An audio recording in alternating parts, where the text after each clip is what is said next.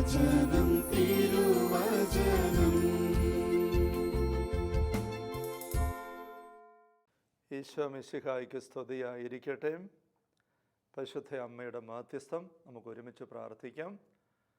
ദൈവകൃപ നിറഞ്ഞ മറിയമേ സ്വസ്തി, കർത്താവ് അങ്ങയോട് കൂടെ സ്ത്രീകളിൽ അങ്ങ് അനുഗ്രഹിക്കപ്പെട്ടവളാകുന്നു. അങ്ങയുടെ ഉദരത്തിൻ്റെ ഫലമായി ഈശോ അനുഗ്രഹിക്കപ്പെട്ടവനാകുന്നു. പരിശുദ്ധ മറിയമേ തമ്പുരാൻ്റെ അമ്മേ, പാപികളായി ഞങ്ങൾക്ക് വേണ്ടി ഇപ്പോഴും ഞങ്ങളുടെ മരണസമയത്തും തമ്പുരാനോട് അപേക്ഷിച്ച് കൊള്ളണമേ. പിതാവിനും പുത്രനും പരിശുദ്ധാത്മാവിനും സ്തുതി, അതിലെ പോലെ ഇപ്പോഴും എപ്പോഴും എന്നേക്കും. ആമേൻ. ഈശ്വരേറ്റവും പ്രിയപ്പെട്ട സഹോദരരെ, വിശുദ്ധ മർക്കോസ് അറിയിച്ച കർത്താവ് ഈശോ മിശിഹായുടെ സുവിശേഷം അധ്യായം 9, 28, 29 തിരുവചനങ്ങൾ. ഈശോ വീട്ടിലെത്തിയപ്പോൾ ശിഷ്യന്മാർ സ്വകാര്യമായി ചോദിച്ചു, എന്തുകൊണ്ടാണ് അതിനെ ബഹിഷ്കരിക്കാൻ ഞങ്ങൾക്ക് കഴിയാതെ പോയത്? അവൻ പറഞ്ഞു, പ്രാർത്ഥന കൊണ്ടല്ലാതെ മറ്റൊന്നുകൊണ്ടും ഈ വർഗം പുറത്തു പോവുകയില്ല. ഈ വചനം നമ്മൾ വായിക്കുമ്പോൾ അടിക്കുറിപ്പായിട്ട് പ്രസാധകർ ചേർത്തിട്ടുണ്ട്. ചില കയ്യെഴുത്ത് പ്രതികളിൽ ഇപ്രകാരമാണ് ഈ വാക്യം: പ്രാർത്ഥനയും ഉപവാസവും കൊണ്ടല്ലാതെ മറ്റൊന്നുകൊണ്ട് ഈ വർഗം പുറത്തു പോകില്ല. ഈ ഒരു വചന രംഗത്തിൻ്റെ പശ്ചാത്തലം നമുക്കറിയാം. മർക്കോസിൻ്റെ സുവിശേഷം 9-ാമത്തെ അധ്യായത്തിൽ 14 മുതലുള്ള തിരുവചനങ്ങളിൽ ഒരു അപ്പൻ മാനയും കൊണ്ട് ഈശ്വര പക്കൽ മകനെയും കൊണ്ട് വരികയാണ്. ആ മകന് പിശാച് ബാധിതനാണ്. അവൻ്റെ പൈശാചിക ബാധയെ ഒഴിവാക്കി കിട്ടുവാനായിട്ട് അവർ വന്ന് ചോദിക്കുന്നു. പക്ഷേ ഈശോ ആ സമയത്ത് മലമുകളിൽ യഥാപൂർവ്വം പ്രാർത്ഥിക്കുകയാണ്. അപ്പസ്വലന്മാർ മാത്രമേ താഴെയുള്ളൂ. അവർക്ക് നോക്കിയിട്ട് ഈ പൈശാചിക അരൂപി ഇറക്കിവിടാനായിട്ട് സാധിക്കുന്നില്ല. അവർ അപ്പം വരുന്ന കണ്ടപ്പോൾ തന്നെ അവർക്ക് ഒരു ശങ്കയില്ലാതെ അതിനെ ഇറക്കി വിടാമെന്ന് അവർ വിചാരിച്ചതാണ്. അതുകൊണ്ട് അവർ അപ്പോഴോട് പറഞ്ഞു, ഇങ്ങോട്ട് കൊണ്ടുപോവാ, ഞങ്ങൾ ഇറക്കി വിടാം. അങ്ങനെ പറയുന്നതിന് കാരണം അവർക്കുണ്ട്. അതിനു മുമ്പുള്ള ദിവസങ്ങളിൽ, ആഴ്ചകളിൽ ഈ അപ്പസ്തോലന്മാർ പോയി ഈശോ അയച്ചപ്പോൾ അനേക പിശാച് ബാധിതരെ സഹായിച്ചതാണ്, സുഖപ്പെടുത്തിയതാണ്. മർക്കോസിൻ്റെ സുവിശേഷം 6-ാമത്തെ അധ്യായത്തിൽ 12, 13 തിരുവചനങ്ങളിൽ ശിഷ്യന്മാർ പുറപ്പെട്ട് ജനങ്ങളോട് അനുതപിക്കണമെന്ന് പ്രസംഗിച്ചു. അനേകം പിശാചുക്കളെ പുറത്താക്കി. ആ അനുഭവത്തിൻ്റെ വലിയ കരുത്ത് ഈ അപ്പസ്തോലന്മാർക്കുണ്ട്. അതുകൊണ്ടാണ് ഈ അപ്പന് മകനെ കൊണ്ട് വന്നപ്പോൾ അവർക്ക് ശങ്ക തോന്നാതിരുന്നത്. അങ്ങനെ കരുത്ത് അവർക്ക് ലഭിച്ചത് യാദൃശ്ചികമല്ല. മർക്കോസ് 6 തന്നെ 7-ാമത്തെ വാക്യം നമ്മൾ വായിക്കുന്നുണ്ട്. ഈശോ അപ്പസ്തോലന്മാരെ അടുത്ത് വിളിച്ച് അശുദ്ധാത്മാക്കളുടെ മേൽ അവർക്ക് അധികാരം കൊടുത്തു എന്ന് നമ്മൾ വായിക്കുകയാണ്. 7-ാമത്തെ വാക്യത്തിൽ അശുദ്ധാത്മാക്കളുടെ മേൽ അവർക്ക് അധികാരം കൊടുത്തു. അത് അവർ പരീക്ഷിച്ച് ബോധ്യപ്പെട്ടതാണ് അധികാരം കിട്ടിയെന്നുള്ളത്. അതിനു മുമ്പ് നമുക്കറിയാം, മർക്കോസിൻ്റെ സുവിശേഷം 3-ാമത്തെ അധ്യായത്തിൽ ഈശോ അപ്പസ്തോലന്മാരെ വിളിക്കുമ്പോൾ തന്നെ ഈശോയുടെ മനസ്സിൽ ഈ ഒരു അധികാരം കൊടുക്കുന്ന കാര്യം ഉണ്ടായിരുന്നു. അപ്പോൾ മർക്കോസിൻ്റെ സുവിശേഷം 3-ാം അധ്യായം 13, 14, 15 തിരുവചനങ്ങളിൽ പിന്നെ അവൻ മലമുകളിലേക്ക് കയറി തനിക്ക് ഇഷ്ടമുള്ളവരെ അടുത്തേക്ക് വിളിച്ചു. അവരവൻ്റെ സമീപത്തേക്ക് ചെന്നു.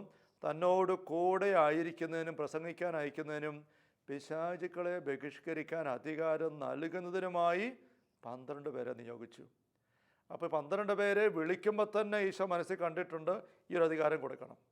ഏതാനും മാസങ്ങളോ ഒരു വർഷമൊക്കെ ആയപ്പോൾ ഈശോ അധികാരം ഇവരെ അടുത്ത് വിളിച്ചിട്ട് കൊടുത്തു. അവർക്ക് കിട്ടി. അവർ പിന്നെ പ്രസംഗിക്കാൻ പോയപ്പോൾ പിശാച് ബാധിതരെ കണ്ടപ്പോൾ ഈശോ നൽകിയ അധികാരത്തിൽ നിങ്ങൾ ആവശ്യപ്പെടുന്നു, ഇവരെ വിട്ട് ഇറങ്ങിപ്പോ എന്ന് പറഞ്ഞപ്പോൾ ഇറങ്ങിപ്പോയി. അപ്പോൾ അവർക്ക് നല്ല ഉറപ്പായി, അനുഭവമായി, ബോധ്യമായി. ആ ഒരു പശ്ചാത്തലത്തിലാണ് മർക്കോസ് 9 ഈ അപ്പൻ വരുമ്പോൾ ഈ അപ്പസ്തോലന്മാർ ഒരു ശങ്കയും കൂടാതെ ആ ബാലനിലുള്ള പിശാചിനെ ഇറക്കി വിടാനായിട്ട് ശ്രമിച്ചത്. പക്ഷേ ഇപ്രാവശ്യം വിജയിച്ചില്ല. അവർക്ക് ആകപ്പാടെ ഇച്ഛാഭംഗമായി, എളിഫ്യതയായി, നാണക്കേടായി. ഈശോ പിന്നെ മലനിറങ്ങി വരുമ്പോൾ നമുക്കറിയാം, അപ്പൻ മോനെയും കൊണ്ട് ഈശോ പക്കലേക്ക് വന്ന് വിഷമിച്ച്, നിനക്ക് എന്തെങ്കിലും ചെയ്യാൻ സാധിക്കുമെങ്കിൽ എന്ന് പറഞ്ഞുകൊണ്ട് ഈശോ പറഞ്ഞു, സാധിക്കുമെങ്കിലെന്നോ, വിശ്വസിക്കുന്നവനെല്ലാം സാധ്യമാണ് എന്ന് പറഞ്ഞുകൊണ്ട് ഈശോ ആ അപ്പൻ്റെ വിശ്വാസത്തെ ഉജ്ജ്വലിപ്പിച്ച് അവനിലെ ആ ബാലനിലുള്ള പിശാചിനെ ഇറക്കി വിട്ടു. അത് കഴിഞ്ഞ് അന്ന് എല്ലാവരും പിരിഞ്ഞു. ഇവർ ഈശോ അപ്പസ്തോലന്മാരെ കൂട്ടി താമസിക്കുന്ന വീട്ടിലെത്തി. അപ്പോൾ വീട്ടിലെത്തിയപ്പോൾ സ്വകാര്യമായിട്ട് ശിഷ്യന്മാർ വന്ന് ചോദിച്ചു എന്ന് മർക്കോസ് എടുത്തു പറഞ്ഞിരിക്കുക. കാരണം അപ്പസ്തലന്മാർക്ക് വലിയ നാണക്കേടായിപ്പോയി. അതുകൊണ്ട് എല്ലാവരും പോയി കഴിഞ്ഞ് അടുത്ത് വന്നിട്ട് ചോദിക്കുക, കർത്താവേ, ഞങ്ങൾ നോക്കിയിട്ട് അതെന്ത് ഇറങ്ങിപ്പോകാതിരുന്നത്? നീ ഞങ്ങൾക്ക് കഴിഞ്ഞ ദിവസം തന്ന ആ അധികാരം ഇപ്പം ഞങ്ങളില്ലേ? അത് നീ തിരിച്ചെടുത്തോ? അല്ല ഞങ്ങൾക്ക് വല്ല പശുക പറ്റിയോ? എന്താ സംഭവിച്ചത്? ആകപ്പാടെ ഒരു കലക്കം, വിഷമം. അപ്പോൾ ഈശോ അവരെ ഈ ഒരു നരകരാജ്യത്തിനെതിരെയുള്ള പോരാട്ടത്തിൻ്റെ അടുത്ത ഒരു പാഠം പഠിപ്പിക്കുകയാണ്. ഈശോ അവർക്ക് കൊടുത്ത അധികാരം തിരിച്ചെടുത്തതല്ല. അധികാരം അവിടെ ഉണ്ട്, അത് ഈശോയുടെ മനസ്സാണ്. പക്ഷെ അതതിൻ്റെ ഒരു ഒന്നാം പാഠമേ ആയുള്ളൂ, ഒന്നാം ക്ലാസ്സേ ആയുള്ളൂ. ഇനി അടുത്ത ക്ലാസ്സിലേക്ക് അവരെ കയറ്റണം, രണ്ടാം പാഠം, രണ്ടാം ക്ലാസ്, അതിലേക്ക് അവരെ കയറ്റുകയാണ്. ഈ ഒരു ഞെരുക്കത്തിലാണ് അവരെ സ്വീകരിക്കാൻ തയ്യാറാകുന്നത്. അപ്പോൾ ഈശോയുടെ കൊടുക്കുന്ന മറുപടി നമ്മൾ ശ്രദ്ധിച്ചു. ഉപവാസവും പ്രാർത്ഥനയും കൊണ്ടല്ലാതെ മറ്റൊന്നുകൊണ്ടും ഈ വർഗം പുറത്തു പോകില്ല. നമ്മൾ മറ്റൊരവസരത്തിൽ ഈ വചനഭാഗം ഇവിടെ ചിന്തിച്ചിട്ടുണ്ട്, എങ്കിൽ ഞാനിപ്പോൾ സൂചിപ്പിക്കുകയാണ്. ഈ വർഗം പുറത്തു പോകില്ല എന്ന് പറയുമ്പോൾ ഏത് വർഗത്തെ ഈശോ ഉദ്ദേശിക്കുന്നത്? പെട്ടെന്ന് നമ്മൾ ചിന്തിക്കും പിശാച് എന്ന വർഗം. അത് ശരിയാണ്. എന്നാൽ അതുമാത്രമല്ല, പിശാചിൻ്റെ കൂട്ടത്തിൽ തന്നെ പല വർഗങ്ങളുണ്ട് എന്നൊരു ആഴമായ വെളിപ്പെടുത്തൽ ഈ ഒരു പരാമർശത്തിലൂടെ ഈശോ നൽകുന്നു എന്നാണ് ബൈബിൾ പണ്ഡിതന്മാർ ഈ വചനത്തെക്കുറിച്ച് വ്യാഖ്യാനിക്കുമ്പോൾ അടിവരയിട്ട് പ്രസ്താവിക്കുന്നത്.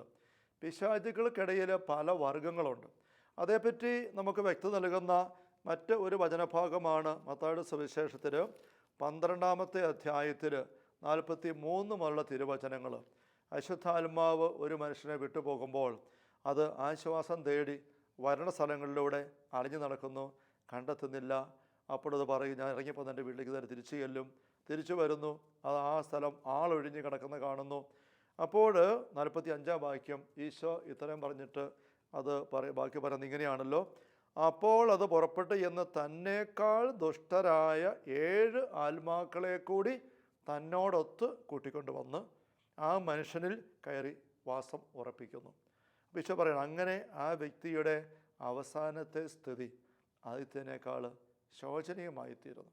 ഈ ദുഷിച്ച തലമുറയ്ക്ക് ഇതായിരിക്കും അനുഭവം എന്ന് ഈശോ പറയുകയാണ്. അപ്പം ഇവിടെ നമ്മൾ ശ്രദ്ധിക്കുന്നത് ഈശോ എടുത്തു പറയുന്ന ഈ ഒരു കാര്യമാണ്. ഏത്? ഈ ഒരശുദ്ധാത്മാവ് ഈ മനുഷ്യനെ ഇറങ്ങിപ്പോയി. അതെങ്ങനെ ഇറങ്ങിപ്പോയെന്നുള്ളത് ഈശോ ആദ്യം വിശദീകരിക്കുന്നില്ല. ആരോ ഇറക്കി വിട്ടു, ഇത് ശുശ്രൂഷയിലായിരിക്കാം. എങ്ങനെ ഇറക്കി വിട്ടു? അത് ഇറക്കി വിടാൻ ഒത്തിരി ബുദ്ധിമുട്ടിയെന്നോ വിഷമിച്ചെന്നോ ഒന്നും ഈശോ പറയുന്നില്ല. ഇറങ്ങിപ്പോയി. പക്ഷേ ഇവൻ പിന്നെ തിരിച്ചു വന്ന് ഈ സ്ഥലം ആളൊഴിഞ്ഞ് കിടക്കുന്നു. ആളൊഴിഞ്ഞ വീട് എന്ന് പറയുമ്പോൾ ഒരു മനുഷ്യ വ്യക്തിയെക്കുറിച്ചാണ്. ഒരു മനുഷ്യ വ്യക്തി ആളില്ലാതെ വരുന്നത് ആളെന്ന് പറയുന്ന ഉടമസ്ഥനാണ്. ഉടമസ്ഥനില്ലാത്ത വീടായിട്ട് മാറുന്ന പരിശുദ്ധാത്മ സാന്നിധ്യം ഇല്ലാതെ വരുമ്പോഴാണ്. ദൈവത്തിൻ്റെ ആത്മാവ് ഉള്ളിൽ വസിക്കുന്നില്ലാത്ത വ്യക്തി ആളൊഴിഞ്ഞ വീടാണ്. നമ്മുടെ ആത്മാവുണ്ട് ശരീരത്തിൽ. ആ ആത്മാവ് ഒരു കാര്യസ്ഥയാണ്. വീട്ടിൽ ജോലിക്കാരിയുണ്ട്. പക്ഷേ ആരെങ്കിലും വീട്ടിൽ വന്ന് ബെല്ലടിക്കുമ്പോൾ ജോലിക്കാർ മാത്രമേ ഉള്ളുവെങ്കിൽ ജോലിക്കാരി പറയും, ഇവിടെ ആളില്ല. നീ ഈ സംസാരിക്കുന്ന ആളാണ്, പക്ഷേ അത് ഈ വീടിൻ്റെ ആളല്ല, ഉടമസ്ഥനല്ല. അതാണ് സ്ത്രീ ഉദ്ദേശിക്കുന്നത്. വരുന്നവർക്കും അറിയാം. അവർ ചോദിക്കും, ആളെവിടെ പോയി? അപ്പോൾ ഉടമസ്ഥരെവിടെ പോയി? ഇവിടുത്തെ കുടുംബക്കാരെവിടെ പോയി? വീട്ടുകാരെവിടെ പോയി? അതാ ചോദ്യം. അപ്പോൾ ആളൊഴിഞ്ഞ വീടെന്ന് പറയുമ്പോൾ നമ്മുടെ ശരീരത്തിൻ്റെ ഉടയവൻ അത് പരിശുദ്ധാത്മാവാണ്. പരിശുദ്ധാത്മാവ് പോകുമ്പോൾ പൈശാചിക അരൂപിക്ക് അവസരം കിട്ടും. നമ്മൾ പഴയ നിയമത്തിൽ സാമുവേലിൻ്റെ 1-ാം പുസ്തകം 16-ാമത്തെ അധ്യായത്തിൽ സാവൂൾ രാജാവ് ദൈവത്തെ തിരസ്കരിച്ചുകൊണ്ട്, വചനം തിരസ്കരിച്ചുകൊണ്ട് നീങ്ങുമ്പോൾ ദൈവത്തിൻ്റെ ആത്മാവ് സാവൂളിനെ വിട്ടുപോയി എന്ന് വായിക്കുന്നുണ്ട്. അവിടെ കൊണ്ട് തീരുന്നില്ല. ഒരു ദുരാത്മാവ് സാവൂളിൽ ആവേശിച്ചു എന്ന് നമ്മൾ തുറന്ന് വായിക്കുകയാണ്. ദൈവത്തിൻ്റെ ആത്മാവ് വിട്ടുപോകുമ്പോൾ ദുരാത്മാവ് വന്ന് കയറുന്നു. ആളൊഴിഞ്ഞ വീട്ടിൽ ആരെങ്കിലും വന്ന് കയറും. അങ്ങനെ ഇവിടെ ഈശോ പറയുകയാണ്, ഈ മനുഷ്യൻ്റെ പക്കലേക്ക് ഈ അശുദ്ധാത്മാവ് വീണ്ടും വരുന്നു. ആളൊഴിഞ്ഞ് കിടക്കുന്നു. ആ അശുദ്ധാത്മാവിന് കയറാൻ ഒരു ബുദ്ധിമുട്ടുമില്ല. പക്ഷെ അവൻ കയറുന്നില്ല. അവൻ പറയുകയാണ്, ഞാൻ ഇനിയും കയറിയാൽ എന്നെ ഇന്നാൾ ഇറക്കി വിട്ടവന്മാർ വന്ന് എന്നെ ഇനി ഇറക്കി വിടും. എനിക്ക് പിടിച്ചു നിൽക്കാൻ പറ്റിയല്ല. അതുകൊണ്ട് ഞാൻ എന്ത് ചെയ്യും? തന്നേക്കാൾ ദുഷ്ടരായ 7 ആത്മാക്കളെ കൂടെ കൂട്ടിക്കൊണ്ട് വരും. എന്നിട്ട് ഇവയെ വ്യക്തി സമർപ്പിക്കണം. എങ്കിലേ ഇനി എന്നെ ഇറക്കി വിടാൻ വന്നാൽ എനിക്കൊരു ബലം വേണം, കൂടെ നിൽക്കാൻ ആൾ വേണം. ഈശോ പറയും തന്നേക്കാൾ ദുഷ്ടരായ 7 കൂടെ, ദുഷ്ടത കൂടിയതും കുറഞ്ഞതുമുണ്ട് അശുദ്ധാത്മാക്കളുടെ ശ്രേണിയിൽ എന്ന് ഇതേക്കുറിച്ച് ബൈബിൾ വ്യാഖ്യാതാക്കൾ അടിവരയിട്ട് പറയുന്നുണ്ട്. ഇങ്ങനെ ഒന്നിലധികം ആത്മാക്കൾ ആവസിക്കുന്ന വ്യക്തികളെക്കുറിച്ച് ബൈബിളിൽ പരാമർശമുണ്ടല്ലോ. ലഗിയോൻ ആവേശിച്ചിരുന്ന മനുഷ്യനെ നമ്മൾ കാണുന്നുണ്ട്. മറിയം മഗ്ദലനെക്കുറിച്ച് സുവിശേഷകന്മാർ മർക്കോസ് 16-ലും ലൂക്ക 8-ലും നമ്മൾ വായിക്കുന്നുണ്ട്. 7 പിശാചുക്കൾ അവളിൽ ഉണ്ടായിരുന്നു. 7 പിശാചുക്കൾ വിട്ടുപോയി. അങ്ങനെയാണ് അവൾ പരിശുദ്ധാത്മാവ് നിറയാനായിട്ടുള്ള സ്വതന്ത്രമായത് എന്നാണ്. അപ്പം ഇവിടെ ഈ അശുദ്ധാത്മാക്കളെക്കുറിച്ച് പറയുമ്പോൾ ഈശോയുടെ വായിൽ നിന്ന് വീണ്ടും വരുന്നൊരു കാര്യമാണ് കൂടുതൽ ദുഷ്ടരായ. അപ്പോൾ ആദ്യം വന്ന് കയറിയ അശുദ്ധാത്മാവ് അത്ര കട്ടി കൂടിയതായിരുന്നില്ല എന്നൊരു സൂചന അവിടെയുണ്ട്. അപ്പോൾ പിശാചുക്കൾക്കിടയിൽ പല വർഗങ്ങളുണ്ട് എന്നും കട്ടി കൂടിയതും കട്ടി കുറഞ്ഞതും, ശക്തി കൂടിയ ശക്തി കുറഞ്ഞതുമുണ്ട് എന്നൊരു സൂചന. അതെന്തുകൊണ്ടാണ് അങ്ങനെ വരുന്നത് എന്ന് ചിന്തിക്കുമ്പോൾ നമുക്ക് മറ്റൊരു വചന വെളിപ്പെടുത്തലിൽ നമ്മൾ കാണുന്നുണ്ട്. വെളിപാട് പുസ്തകത്തിൽ 12-ാമത്തെ അധ്യായത്തിൽ 4-ാമത്തെ തിരുവചനം പൈശാചികമായ കാര്യങ്ങളെക്കുറിച്ച് ഒരുപാട് കാര്യങ്ങളൊന്നും വളരെ സിസ്റ്റമാറ്റിക്കായിട്ട് വിശുദ്ധ ഗ്രന്ഥത്തിൽ ഈശോയോ പരിശുദ്ധാത്മാ പ്രവാചകന്മാർ വഴിയൊന്നും വെളിപ്പെടുത്തുന്നില്ല. നമ്മൾ പൈശാചികമായ ശാസ്ത്രമെല്ലാം പഠിക്കേണ്ട കാര്യമില്ല. നമ്മൾ ദൈവശാസ്ത്രമാണ്, ദൈവികമായ കാര്യങ്ങളാണ്, ആത്മീയതയാണ് പഠിക്കേണ്ടത്. അവിടെ ഈശോ ദൈവരാജ്യമാണ് പ്രഘോഷിക്കുന്നത്, ദൈവരാജ്യത്തിലേക്കാണ് നമ്മളെ വിളിക്കുന്നത്. പക്ഷേ അതിൻ്റെ പശ്ചാത്തലമായിട്ട് കിടക്കുന്ന ഈ നാരകീയ അവസ്ഥകളെക്കുറിച്ച് ഈശോ അതിൻ്റെ ഭാഗമായിട്ട് നമുക്ക് പങ്കുവെച്ച് തരുന്നുണ്ട്. അങ്ങനെ നമ്മൾ വെളിപാട് 12 കാണുകയാണ്. സ്വർഗത്തിലെ 2 വലിയ അടയാളങ്ങൾ. ഒന്ന്, വലിയൊരു അടയാളം, ഒരു സ്ത്രീ, സൂര്യനെ ഉടയാടിയാക്കിയ സ്ത്രീ. നമുക്കറിയാം പരിശുദ്ധ അമ്മയാണ്. കത്തോലിക്ക ദൈവശാസ്ത്രജ്ഞന്മാരും വിശുദ്ധരുമെല്ലാം ആ സ്ത്രീ പരിശുദ്ധ അമ്മയാണ്. വീണ്ടും 3-ാം വാക്യം മറ്റൊരു അടയാളം കൂടെ, അത്ര വലിയ അടയാളമൊന്നുമല്ല, പക്ഷേ ഒരടയാളം കൂടി കാണപ്പെട്ടു, അഗ്നിമയനായ ഒരു ഉഗ്ര സർപ്പം. ഈ 2 അടയാളങ്ങൾ ഉൽപ്പത്തിയിൽ 3-ാം അധ്യായം നമ്മൾ കാണുന്നതാണ്. നമുക്കറിയാം സർപ്പം വൃക്ഷത്തിൽ ഹവ്വയുടെ പക്കൽ, സ്ത്രീ ഹവ്വയ്ക്ക് പകരം പിന്നെ നിനക്കും സ്ത്രീക്കും തമ്മിൽ ശത്രുത എന്നുള്ള ദൈവത്തിൻ്റെ വചന വാഗ്ദാനം. അത് ആദ്യ സുവിശേഷമാണെന്ന് പറയും. ദൈവത്തിൻ്റെ വാഗ്ദാനമാണ്, സദ്വാർത്തയാണ്, പിശാചിൻ്റെ തലയെ തകർക്കും. ഇപ്പോൾ ബൈബിളിൽ 1-ാമത്തെ അധ്യായത്തിൽ കാണുന്നതിൻ്റെ പൂർത്തീകരണ രംഗമായിട്ട് നമ്മളിവിടെ വെളിപാട് അവസാനത്തെ പുസ്തകത്തിൽ ഈ 12-ാം അധ്യായത്തിൽ കാണുകയാണ്. അപ്പോൾ ഈ സ്ത്രീക്കെതിരെ സർപ്പം കോപത്തോടുകൂടി ആയിരിക്കുന്നു.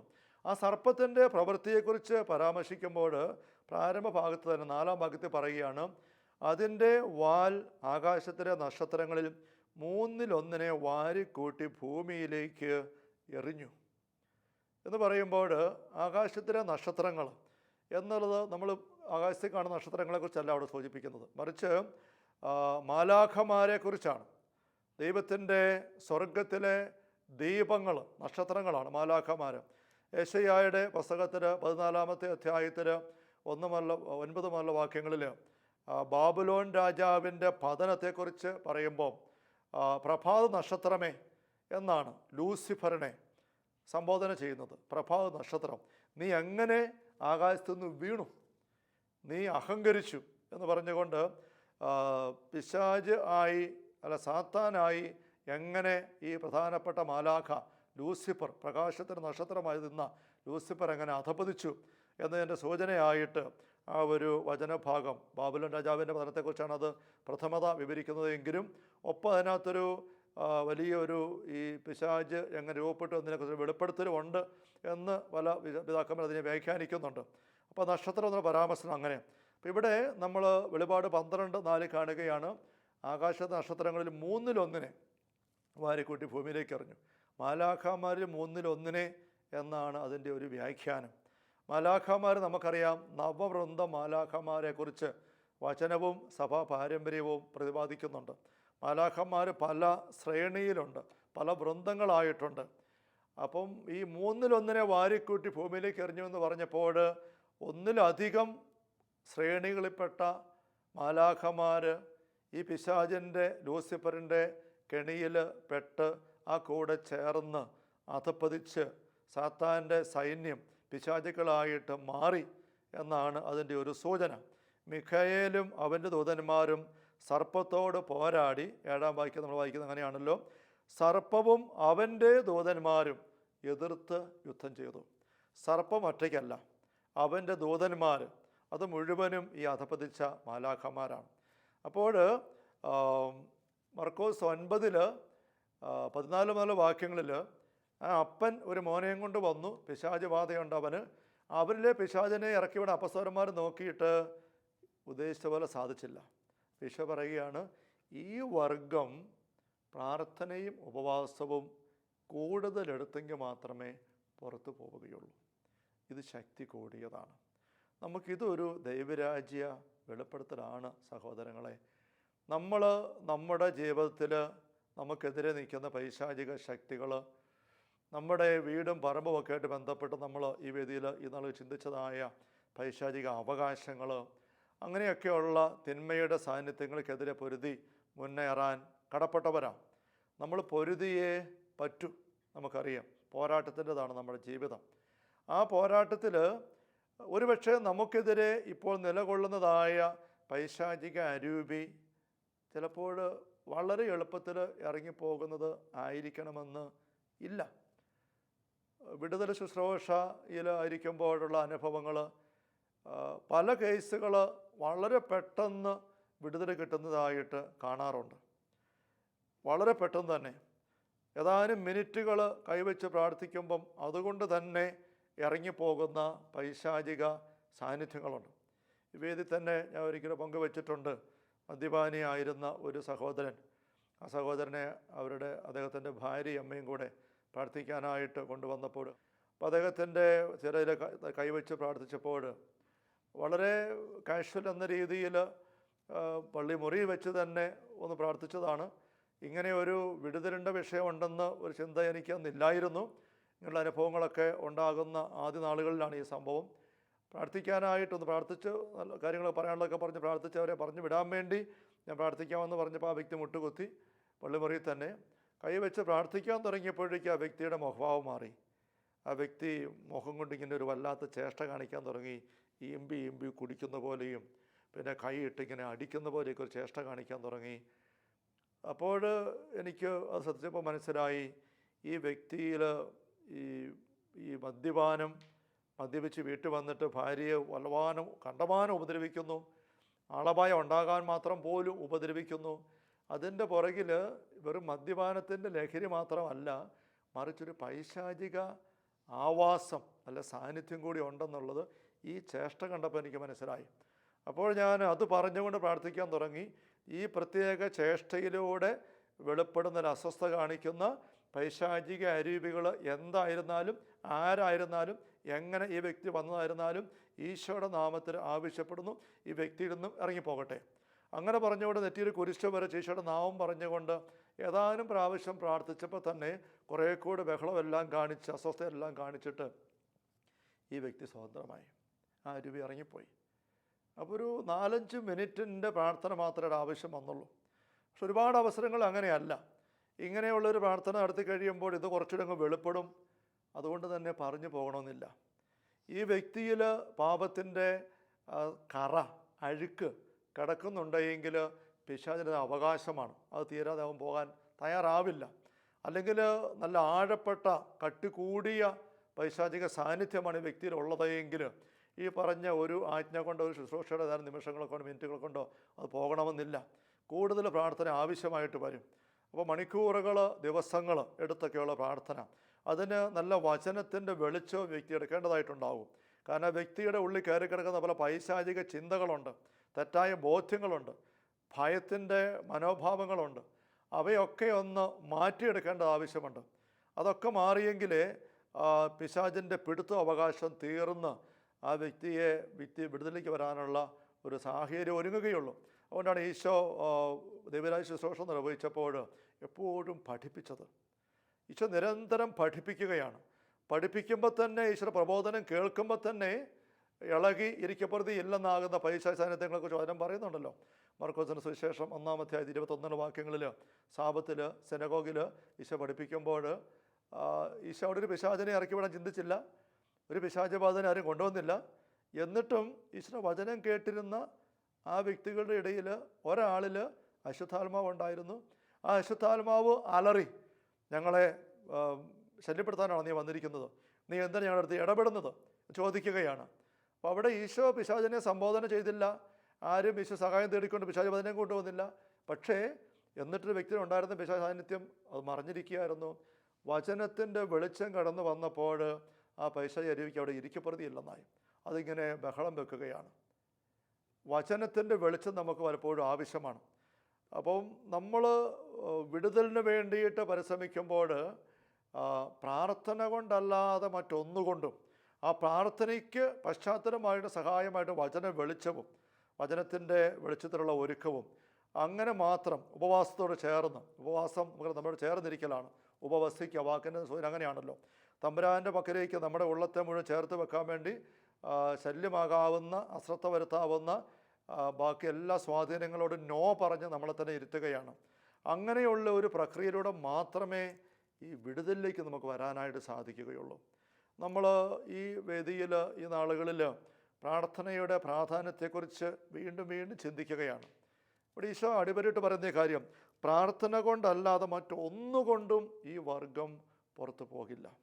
അതുകൊണ്ട് നമ്മുടെ വ്യക്തി ജീവിതത്തിലെ, കുടുംബത്തിലെ അല്ല നിയോഗതലങ്ങളിലെ കെട്ടുകൾ അഴിയേണ്ട ആവശ്യമുണ്ടെന്ന് സ്നേഹമുള്ള സഹോദരങ്ങളെ നമ്മൾ ആരെങ്കിലും ചിന്തിക്കുന്നുണ്ടെങ്കിൽ, ബന്ധനങ്ങൾ ഒരനുഭവമായിട്ട് ജീവിതത്തിൽ കയറി കിടക്കുന്നത് നിരീക്ഷിക്കുന്നുണ്ടെങ്കിൽ, നിസ്സഹായത അനുഭവിക്കുന്നുണ്ടെങ്കിൽ പ്രാർത്ഥനയിലേക്ക് കടന്നു വരണം. ചിലപ്പോഴൊക്കെ സഹോദരങ്ങൾ ഫോണിൽ വിളിച്ച് ഒത്തിരി ഞെരുക്കത്തിന് നടുവിൽ ചോദിക്കും, അച്ഛാ ഒന്ന് വന്നോട്ട് ഒരു അപ്പോയിൻമെൻറ്റ് തരാമോ, കുറച്ച് സംസാരിക്കാൻ വേണ്ടിയിട്ട്, ഒരു കുറച്ച് കാര്യം പറയാൻ വേണ്ടിയിട്ടാണ്, അച്ഛനെ കണ്ട് കുറച്ച് കാര്യങ്ങൾ പറയണം. ഞാൻ പറയും, സഹോദരങ്ങളെ പറയാൻ വേണ്ടെന്നല്ല, പക്ഷേ വിടുതലിൻ്റെ വിഷയമാണ്, ബന്ധനങ്ങൾ അഴിയുന്ന വിഷയമാണ് എങ്കിൽ പറയാനായിട്ടല്ല നിങ്ങൾ വരേണ്ടത്, പ്രാർത്ഥിക്കാനായിട്ട് വരണം. എത്ര മണിക്കൂർ നിങ്ങളിരുന്ന് പറഞ്ഞാലും അച്ചിരുന്ന് കേട്ടാലും നിങ്ങളുടെ വ്യക്തി ജീവിതത്തിലെയും വീട്ടിലെ അവസ്ഥയ്ക്ക് ഒരു മാറ്റവും വരികയില്ല. നമുക്കൊരു ആന്തരിക മുറിവിൻ്റെ വിഷയമാണ്, ഒരു ആന്തരിക സൗഖ്യത്തിൻ്റെ വിഷയമാണ് എങ്കിൽ ഇരുന്ന് പറഞ്ഞിരുന്നാൽ ഒരാശ്വാസം കിട്ടും, ഒരു വ്യക്തത വെളിച്ചം കിട്ടും, നമുക്ക് ഒന്ന് മനസ്സ് ഫ്രീ ആക്കി പോകാൻ പറ്റും. പക്ഷെ വിടുതലിൻ്റെ വിഷയമാകുമ്പോൾ പ്രാർത്ഥന കൊണ്ട് മാത്രമേ പറ്റുള്ളൂ.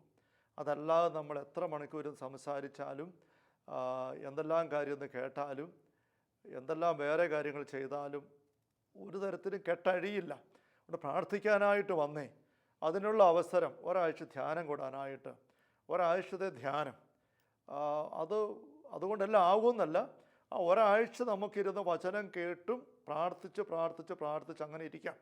അപ്പം അതുവഴിയായിട്ട് ഒരു പക്ഷേ കെട്ടഴിഞ്ഞേക്കും, അല്ലെ കെട്ടഴിയാവുന്നൊരവസ്ഥയിലേക്ക്, ഈ പ്രാർത്ഥിക്കാവുന്ന ഒരവസ്ഥയിലേക്ക് നമ്മുടെ ജീവിതം തുറന്നു വരും, ഉയർന്നു വരും. പ്രാർത്ഥനയുടെ തടസ്സങ്ങളൊന്ന് മാറിക്കിട്ടും. ആ അവസ്ഥയിൽ മുന്നോട്ട് ധ്യാനം കഴിഞ്ഞിട്ടും പോരാട്ടത്തിൻ്റെ ഒരു കാലഘട്ടം നമ്മൾ എടുക്കണം. അങ്ങനെ മാത്രമേ നമുക്ക് വിടുതലിലേക്ക് വരാനായിട്ട് പറ്റുകയുള്ളൂ. ചില കേസുകളിൽ, പക്ഷെ വീണ്ടും പറയുകയാണ്, ചില കേസുകളിൽ ഇവിടെ അപ്പസ്തലന്മാർക്ക് ഈശോ അധികാരം കൊടുത്തു വിട്ടു. അവർ അതിനു മുമ്പുള്ള ആഴ്ചകൾ അനേകം പിശാചുക്കളെ പുറത്താക്കി. പക്ഷെ അന്നൊരിക്കൽ ഈ അപ്പൻ ഒരു മോനെ കൊണ്ട് വന്നപ്പം അവർ നോക്കിയിട്ട് നടന്നില്ല. ഈശോ പറഞ്ഞു, നിങ്ങൾ വിഷമിക്കേണ്ട, നിങ്ങളുടെ അധികാരം ഞാൻ തിരിച്ചെടുത്തതല്ല, നിങ്ങൾ ശക്തിയില്ലാഞ്ഞിട്ടല്ല, ഇപ്പം ആ പയ്യൻ കൊണ്ടുവന്ന പയ്യനിലുള്ളത് ശക്തി കൂടിയൊരു വർഗമാണ്. അതുകൊണ്ട് നിങ്ങളും അതുപോലെ ഉപവാസവും പ്രാർത്ഥനയും എടുത്ത് ഒരുങ്ങണം. സ്നേഹമുള്ളവരെ, നമുക്കും പ്രാർത്ഥനയുടെ ഒരു വരം ചോദിക്കണം, തമ്പുരാൻ്റെ മക്കളിൽ നിന്ന് വാങ്ങിച്ചെടുക്കണം. പ്രാർത്ഥന കൊണ്ടല്ലാതെ മറ്റൊന്നുകൊണ്ടും നമ്മുടെ ജീവിതത്തിലെ കെട്ടുകൾ അഴിയില്ല. കൂടിയ വർഗങ്ങൾ ഉണ്ടായിരിക്കാം, അത് വിട്ടു പോവില്ല. പ്രാർത്ഥന കൊണ്ട് മാറും. ഈശോയ്ക്ക് മുമ്പിൽ അവയെല്ലാം കീഴ്പ്പെടും. പൈശാചികമായ സകല ശക്തികളുടെ മീതെ, ലൂക്കാ 10:19 നമുക്കറിയാമല്ലോ, ഇതാ പാമ്പുകളുടെയും തേളുകളുടെയും ശത്രുവിൻ്റെ സകല ശക്തിയുടെ മീതെ ചവിട്ടി നടക്കാൻ നിങ്ങൾക്ക് ഞാൻ അധികാരം തന്നിരിക്കുന്നു. ഒന്നും നിങ്ങളെ ഉപദ്രവിക്കുക ഇല്ല. ഏത് ശക്തി നമുക്ക് കീഴ്പ്പെടുത്തി അവിടെ മീതെ നമുക്ക് നമ്മുടെ ജീവിതം മുന്നോട്ട് കൊണ്ടുപോകാനായിട്ട് സാധിക്കും. അതിനുള്ള ആ വലിയ സ്വർഗീയ ആയുധം പ്രാർത്ഥന. നമുക്കതിലേക്ക് നമ്മുടെ ഉള്ളങ്ങളെ കൂടുതൽ ചേർക്കാനായിട്ട് തിരുസന്നിധിയിൽ ദാഹത്തോടെ ആയിരിക്കാം. നമുക്കൊരു നിമിഷം ഒരുമിച്ച് പ്രാർത്ഥിക്കാം. കർത്താവായ ഈശോയെ, അങ്ങയുടെ പ്രിയപ്പെട്ട അപ്പസ്തലന്മാരെ കൂട്ടത്തിൽ കൊണ്ടുവന്ന് അങ്ങ് പഠിപ്പിച്ച് പരിശീലിപ്പിച്ച 3 വർഷങ്ങളിലെ ഈ മനോഹരമായ ഒരു രംഗം വചനത്തിലൂടെ അങ്ങ് ഞങ്ങൾക്ക് വേണ്ടി പരിശുദ്ധാത്മാവ് വഴി രേഖപ്പെടുത്തി തന്നിരിക്കുന്നല്ലോ. അനേക പിശാചുകളെ ഒരു വിജയകരം അതിന് പുറത്താക്കിയതാണ്. എങ്കിലും അന്ന് അപ്പം കൊണ്ടുവന്ന ആ മകനിലെ പിശാചിനെ പുറത്താക്കാൻ സാധിച്ചില്ല. ഒരു പയ്യനിലേതായിരുന്നിട്ട് പോലും അത് ഞങ്ങൾക്ക് വേണ്ടി രേഖപ്പെടുത്തപ്പെട്ട് അങ്ങ് നൽകിയിരിക്കുന്നല്ലോ. കൂടുതലായ പ്രാർത്ഥന, ഉപവാസത്തോടെയുള്ള പ്രാർത്ഥന കൊണ്ട് മാത്രമേ തിന്മയുടെ ചില വർഗങ്ങൾ, കട്ടി കൂടിയത്, ശക്തി കൂടിയത്, ദുഷ്ടത കൂടിയത് പുറത്തു പോവുകയുള്ളൂ. കർത്താവായ ഈശോയെ, ഞങ്ങളിൽ പലരും പലതരത്തിലുള്ള പോരാട്ടങ്ങളുമായിട്ട് നാളുകളായിട്ട് നടന്ന് അത് വിട്ടു കിട്ടുന്നില്ല, മാറി കിട്ടുന്നില്ല എന്നുള്ള നിരാശയും അസ്വസ്ഥ ഞങ്ങളെ ഭാരപ്പെടുത്തുന്നുണ്ട്. പ്രാർത്ഥന നിർത്തിയാലോ എന്ന് പോലും ഞങ്ങൾക്ക് ചിന്ത വരുന്നുണ്ട്. അങ്ങ് വെളിപ്പെടുത്തി തരുന്നല്ലോ, പ്രാർത്ഥന നിർത്തുകയല്ല, പ്രാർത്ഥന കൂട്ടുകയാണ് ചെയ്യേണ്ടതെന്ന്. ഈശോയെ, അങ്ങ് ആഗ്രഹിക്കുന്ന പോലെയും അങ്ങ് ഉദ്ദേശിക്കുന്ന പോലെയും പ്രാർത്ഥിക്കുവാനുള്ള വലിയ കൃപ ഈ ദാസരായ ഞങ്ങൾക്ക് ഓരോരുത്തർക്കും നൽകണമേ. കർത്താവായ ദൈവമേ, അങ്ങയുടെ പരിശുദ്ധ കത്തോലിക്കാ സഭയിലെ എളിയ ദാസന് അങ്ങ് കനിഞ്ഞു നൽകിയ ശുശ്രൂഷ പൗരോഹിത്യത്തിൻ്റെ അഭിഷേകാധികാരം അനുസരിച്ച് പാലാരൂപതയുടെ വാഗമൺ മൗണ്ടനുമ ധ്യാന കേന്ദ്രത്തിലെ നിയമനാധികാരം അനുസരിച്ചും ഈ മക്കളുടെ മേൽ അങ്ങയുടെ നാമത്തിൽ കരമുയർത്തി ദാസൻ ഇപ്പോൾ പ്രാർത്ഥിക്കുന്നു. അങ്ങയുടെ വചനത്തിനുള്ളത് തുറന്ന് കാതോർത്ത് അതിന് വിശ്വാസത്തോടെ വിട്ടുകൊടുത്തുകൊണ്ട് തങ്ങളുടെ നിരവധിയായ നിയോഗ മേഖലകളെയും പ്രാർത്ഥനാ വരുത്തനായുള്ള ആഗ്രഹത്തെയും സമർപ്പിച്ചായിരിക്കുന്ന അങ്ങയുടെ മക്കളുടെ മേൽ ഈ ആശീർവാദ സമയത്ത് അങ്ങയുടെ സ്പർശനം ലഭിക്കട്ടെ. കർത്താവ് യേശു മിശിഹായുടെ സമൃദ്ധമായ കൃപയ അനുഗ്രഹങ്ങളും പിതാവായ ദൈവത്തിൻ്റെ അവനനീയമായ സ്നേഹവും പരിശുദ്ധാത്മാവായ ദൈവത്തിൻ്റെ നിരന്തരമായ സാന്നിധ്യവും സഹവാസവും സഹായവും സംരക്ഷണവും സ്നേഹമുള്ളവരെ നാം ഓരോരുത്തരോടും കൂടെ ഉണ്ടായിരിക്കട്ടെ, ഇപ്പോഴും എപ്പോഴും എന്നേക്കും. ആമേൻ.